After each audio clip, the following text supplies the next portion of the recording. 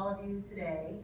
She's joined here with some of her family members and friends, and her surgeon, Dr. Lance Altano, is here with his wife, Tina. So please join me in welcoming Fabian Hayes.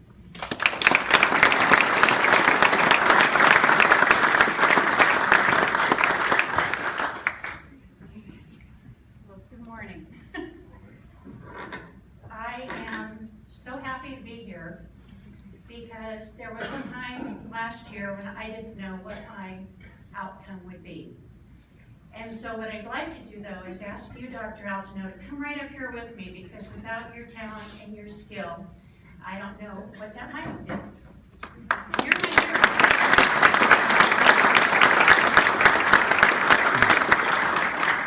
It's my hope today that my miracle will be an inspiration when you or your family are faced with life-threatening conditions. It's also proof that your donations and your financial support make the difference with the technology and the equipment that is available to people like me, to patients in those critical hours of surgical and rehabilitation. My story really starts on June 4th last year in 2015, but it goes back 2 years before that. I had what were occasional symptoms that were neurological in nature that I went to neurologists to identify, and they included things like hand tremors, walking on the balls of my feet in a projected forward motion, vertigo when I would get out of my car up from the couch at home, a fear of heights. I went to Paris and I couldn't go up in the Eiffel Tower. And just as interestingly, an anxiety about going downstairs, and I would have to hold on to rails. At my sister's and husband's insistence, after being to 2 neurologists who helped me recognize what I didn't have, meaning I didn't have MS, I didn't have Lou Gehrig, I didn't have Parkinson's, and all of that was great news, I still didn't know what I had. After spending about 5 weeks in Europe with Terry in April, he became more aware of the symptoms and of the fact that they were becoming more pronounced. And so when we got home, we scheduled an MRI. And that was really the first time that I went beyond, I became my own advocate at that point, truthfully. When I was in the MRI, 10 minutes into the test, the voice of God came on and said, Mrs. Hanks, we have your doctor's office on the phone. I'm going to ask you to stay over after your test. That's not really any message that When I went into the room and my sister was there, I said, what do you think? And she said, I think they found something. And at least we know now what we're fighting. They came in and they told me that they had identified a tumor that was in the middle of my brain, that I was being transported to the hospital, and that I would need to make the phone calls to family and things in order to be able to go right there. Wasn't, you know, you don't pass go, you don't go home. And so with really the loving support of my family, I called my husband first. I called one of my brothers second and asked him to go and tell my mom and our sons. I went to the hospital and was greeted there by Dr. Perry Mansfield, who many of you might know. Perry has been a family friend and has done some surgeries on me in the past, and he was the one who really helped me begin to understand the scope of what I was facing. He also said at that time that he wanted Dr. Altano to be my surgeon, and that he was going to be working as hard as he could to have Dr. Altano take on my case. What they had found was a 3-centimeter meningioma. Interesting facts about that tumor in hindsight are that 90% of them are benign, so that was a wonderful piece of news to have. Almost always found in women 50 to 70 years old. Look at that. Mine was estimated to be 10 to 15 years old. And unless they become invasive, as mine had, many of the doctors recommend you don't operate, you don't remove them. But this was not the situation in my case. Dr. Altano did become my doctor And he outlined 2 courses of treatment for me that I could consider.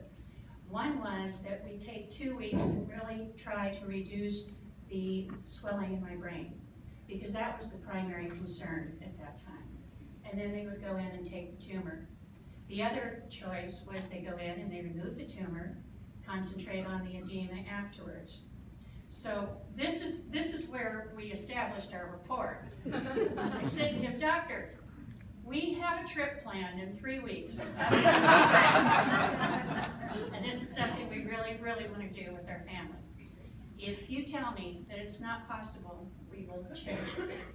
If you tell me it is possible under the most optimal circumstances, surgery goes well, I'm a perfect patient, there are no complications, is it possible that we can still do this? And he said to me, "We operate tomorrow morning." So it's a miracle. It is a miracle. Saturday morning, I had an MRI and a CAT scan. They took all that information. He took his team in. I had just learned today that his wife was a part of that team, which makes me even happier. And they did what was really considered a Star Wars standard of surgery, taking a piece of my skull, getting into the tumor, getting it out, putting me back together, and the rest is history. That surgery took place on Saturday morning. I went home on Wednesday. 6 weeks later, I was off all medication. 3 weeks later, I was on a cruise ship. We got to do the trip. And so I am so incredibly grateful. I think one of the most important lessons, though, that I've learned from this is that it really takes a combination of tremendous skill, technology, and humanity. And if you look in the picture up here, the one on the left, my brother Travis, when understanding what it is that we were going to be going through, he decided that he would bring Patch Adams to my hospital. And for any of you who know that movie, and that Patch Adams felt that humanity was no longer a part of healthcare. And so Trav came in, he brought in the Patch Adams noses, he brought in a new pair of shears, and he shaved my head. And with him are my granddaughters, who I wanted to be close to me, but not afraid of what was happening. And so it was the most wonderful, wonderful experience to get my hair shaved. I since then have had 4 haircuts, which I am totally cool about having my hair short now. I never knew, gentlemen, how lucky and easy So now I'm 4 haircuts into it, and I'm loving my hair and the way it is. I want to emphasize the incredible merge of humanity and healthcare, and how grateful I am. I know that I'm a miracle for a lot of reasons, but some of the most specific examples of that were that I never had the typical symptoms of that tumor. They included seizures, stroke, blinding headaches, and blurred vision. Never had any of that. I never returned to the hospital for any physical, occupational, or speech therapy. The day I left was the day I left. I never had a pain pill. That's nice. 6 weeks after surgery, I was taken off of all medication, and I stand here today with you 7 months post-op and feel better than I ever have before. I am forever changed in the most wonderful ways, meaning that if I knew then how I would be today, I would say, bring it on. I'm a kinder, gentler, and more appreciative version of myself, and I like myself better now. After my surgery, I wrote letters of appreciation to Dr. Altino, to Perry Mansfield, to Tim Smith, who's the Tim Smith, are you here? I haven't had a chance to meet you. Tim Smith, who's the CEO of Sharp Memorial Hospital. Having been in a customer service business for 35 years, I know that people are very quick to tell you what's wrong and what they don't like and where you fall short.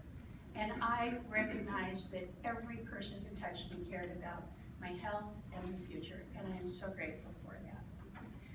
I have a message from my brother, Patch Adams, who was hoping to be here with me this morning, that is out of town, and he said to me, please share this with everyone. I wanted to wish you and everyone there a heartwarming welcome from our pal, Patch Hit Adams. You and I as individuals learned a lot this year about the power of turning a bad situation into a positive experience. We did not plan it, it just happened. I could not deal with the thought of losing you to a brain tumor. Not exactly sure what happened after that, except Robin Williams kicked in, and I thought if it worked for him, it could work for us. I headed out to the costume store and armed with red noses, oversized scissors, and a brand new pair of barber shears. I came back and we did this together. Needless to say, it worked out pretty well, and healing people with an abundance of love and happiness. I have all the respect for the doctors that made our dream come true. My heart goes out to them and to all the staff that supports making this happen. Tell them that I said thanks again, and if they ever need a laugh, just give me a call. Now, Dr. Altino. I know that you have the personality to back up this note. So if you will do me the honor. There you go.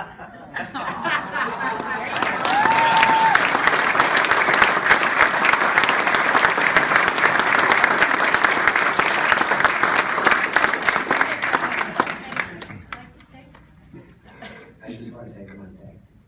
It is easier to take out a brain tumor than get a brain tumor taken out. She did the heavy lifting.